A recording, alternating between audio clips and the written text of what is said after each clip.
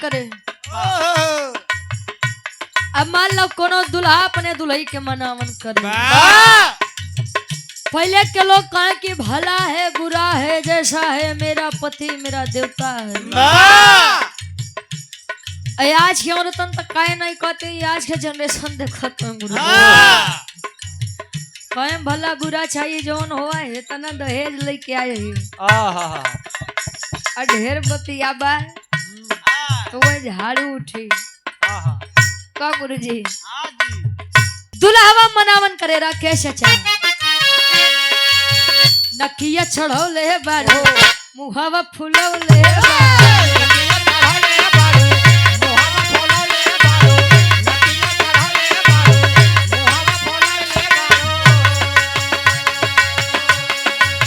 नकिया चढ़ौले बारो मुहावा फुलौले बारो काहे बिछौना गोरिया लगे बिछौले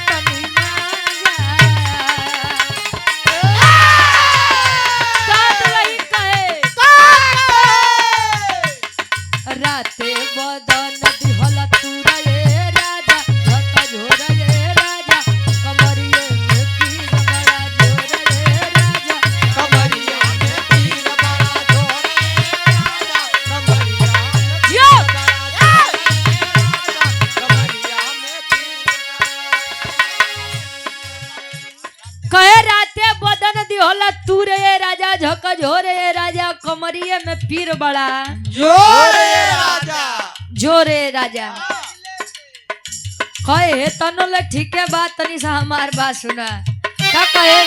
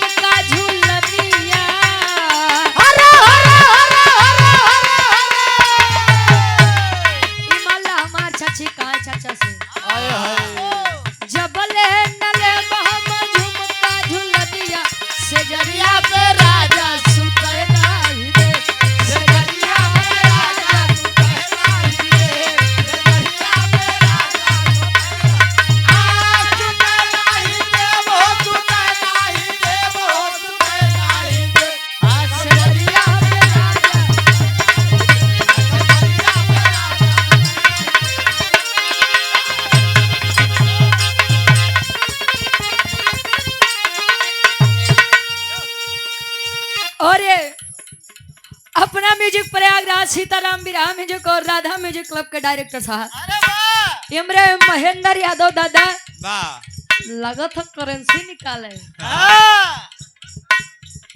100 रुपया बहुत बहुत धन्यवाद। और ये पूजा म्यूजिक क्लब के डायरेक्टर साहब बड़े भाई हमारे प्रदीप प्रजापति जी उर्फ पीपी भैया पीपी अरे प्रदीप प्रजापति हो हम कई पी आई हैं डबल पी। अच्छा वैसे एक बात बा पी से प्रदीप पी से प्रजापति पी से पूजा पी से प्रजापति बा क्या कहे ना 4 पी लग गया अब पी से पूर्वी कहाँ तू जाते हो मौसियाने आओ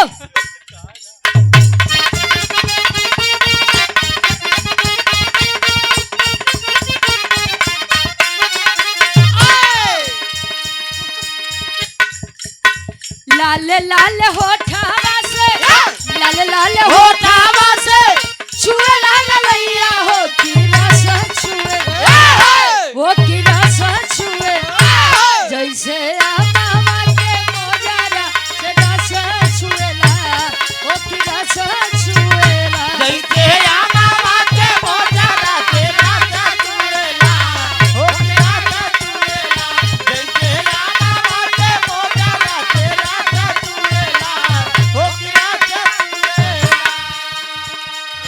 लइका कहे प्यार वाली बातिया जे प्यार वाली बातिया जे बोलू करे जा हो करे जा छुए हो करे जा छुए तोहर मीठी मीठी बोलिया करे जा छुएला हो करे जा छुएला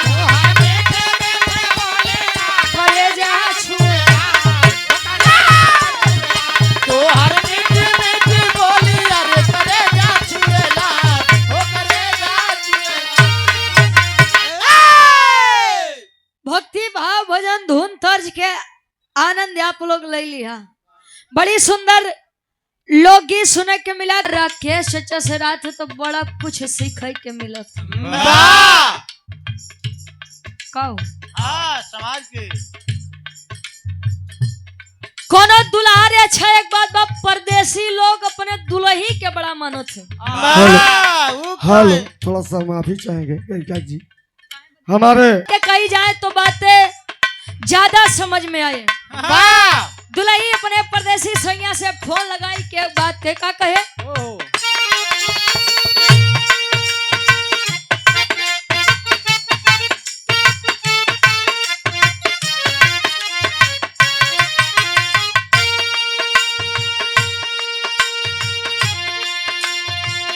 जिंदगी तोहरा नामे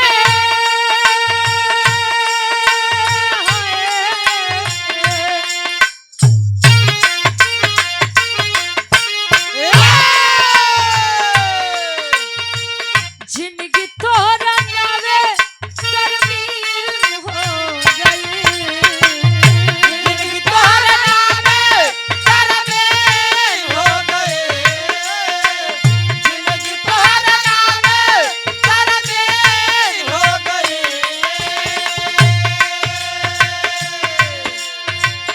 जिंदगी तोहरा नामे तरमीम हो गई ए राजा तोहके देखल बड़ा दिन हो गई ए राजा तोहके देखले बड़ा दिन हो गई ए राजा तोहके देखले बड़ा दिन हो गई जिंदगी तोहरे नामे तरमीम हो गई जिंदगी तोहरे नामे तरमीम हो गई ए राजा तोहके देखले बड़ा दिन हो गई ए राजा तोहके देखले बड़ा दिन हो गई।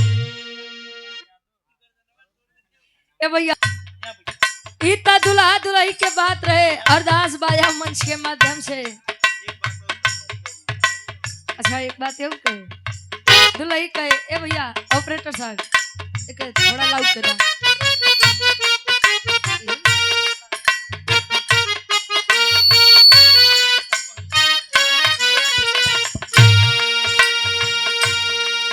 तोहर याद सतावता अशोक हमरा के रोवावता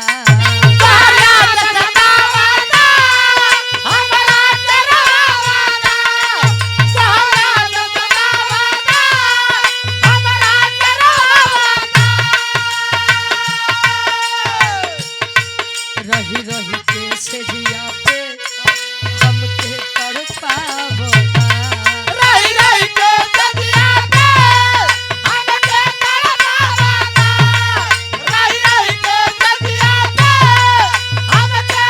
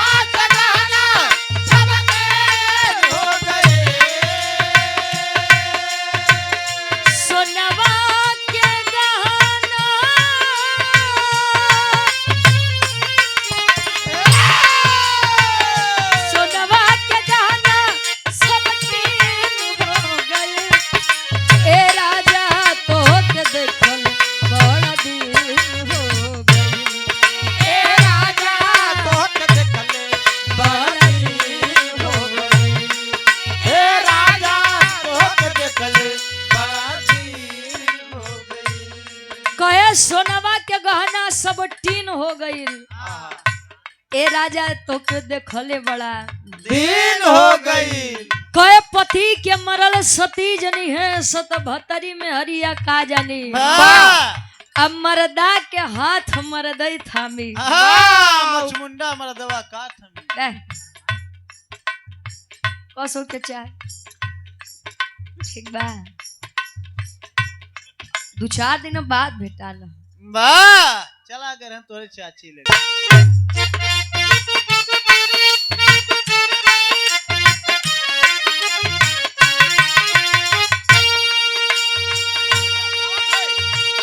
सरगम से गीत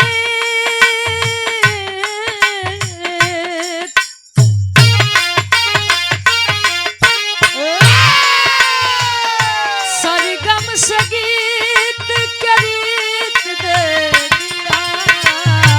सरगम से गीत दे दिया। सरगम से गीत दे दिया। सरगम से गीत के रीत दे दिया। हमके सोना चांदी नहीं बस गीत दे दिया। हमके सोना चांदी नहीं बस गीत दे दिया। हमके सोना चांदी नहीं बस गीत दे दिया। सरगम से गीत दे दिया। सरगम से गीत दे दिया। हमके सोना चांदी नहीं बस गीत दे दिया। हमके सोना चांदी नहीं। हमके सोना चांदी नहीं बसनी दे दिया। सरगम से गीत के रीत दे दिया। हमके सोना चांदी नहीं बस संगीत दे दिया। वाह कहे संतों के साये में सतगुरु का ढाबा है, और मन मानो तो मथुरा मन मानो तो काबा है। प्रयागराज की सजमी एक ऐसी सजमी है जिसे लोग देवनगरी कहते हैं। वाह और इस देवनगरी में भारत भूमि के ही नहीं बल्कि विदेशों से भी आदमी आते हैं अरे वाह आपके इस प्रयागराज की नगरी में। हाँ धन्य है ऐसी नगरी जो ऐसे वीर सपूतों को जन्म देती है। वाह ऐसे ऐसे वीर पले हैं इस प्रयागराज की पावन से जमीन पर। वाह वाह बहुत बहुत धन्यवाद। देखा एक बीरी हो आवत है बा क्या कहना। वाह इनका सम्मान कह दे जा। अंतरा के पहले अंताल में अरदास बा ले लो। बस हो गया।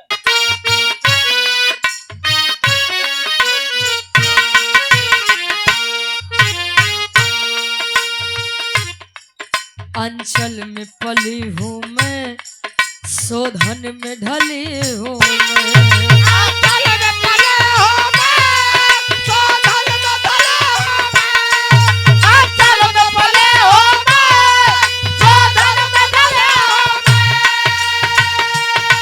मुझ पर दया कर दो, नन्ही सी कली हूँ मैं।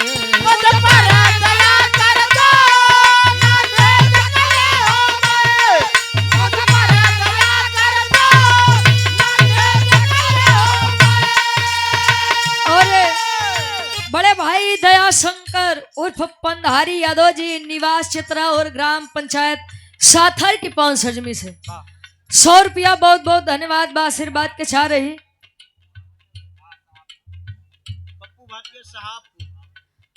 पप्पू भारतीया जी साहबपुर से 100 रुपया बहुत बहुत धन्यवाद आशीर्वाद के चाह रही।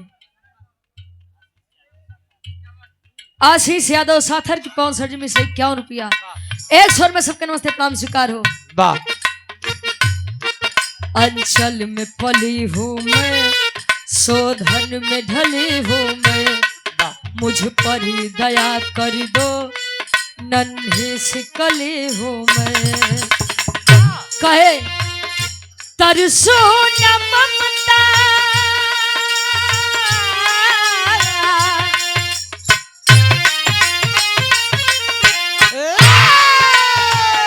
तरसो न ममता बिन प्रीत दे दिया तरसो न ममता बिन प्रीत दे दिया तरसो न ममता बिन प्रीत दे दिया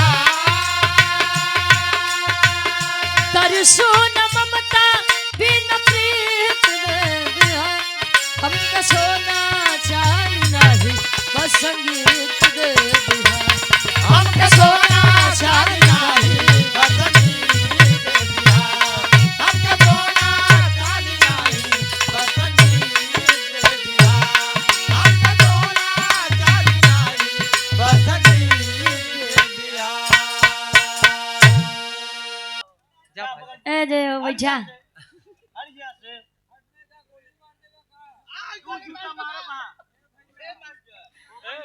अब सुन भैया की मन की तरंग मार लो बस हो गया भजन आदत बुरी सुधार लो बस हो गया भोजन भोजन नहीं महाराज तुम लोग का असर लागत बा कि झार लागत बा बिना भोजन के भजन न होई हाँ तो तू कलयुगी संत है ना का करबा और उमा शंकर पाल जी भावी प्रधान पद हेतु ग्राम सभा साथर की पवन सजमी से 100 रुपया बहुत बहुत धन्यवाद आखिरी भाव बिटिया आखिरी भाव में बताओ कि बिरहा जगत में हमारे खानदान में काबा बिरहा जगत में हमार माई बाबू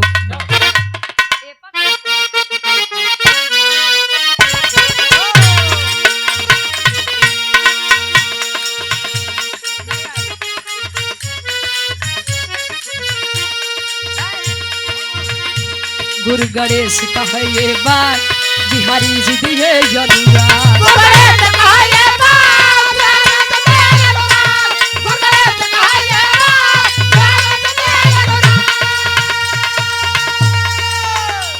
चंद्रिका की गीतों को अमलिंदु करे फरिया चंद्रिका की गीतों को अमलिंदु करे फरिया चंद्रिका की गीतों को अमलिंदु करे फरिया गावे रुचि यादो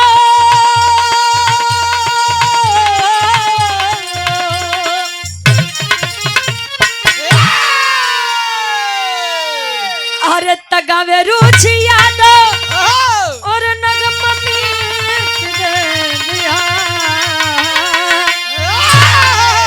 अरे तगावे रुचि यादो नगम मीत दे दिया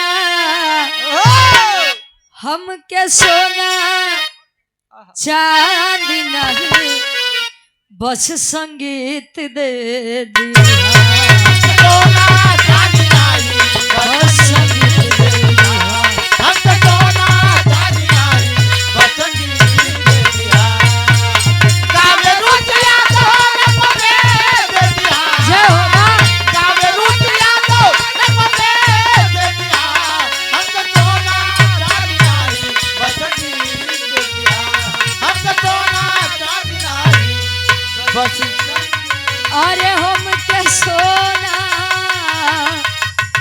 चांदी नहीं बस संगीत दे दिया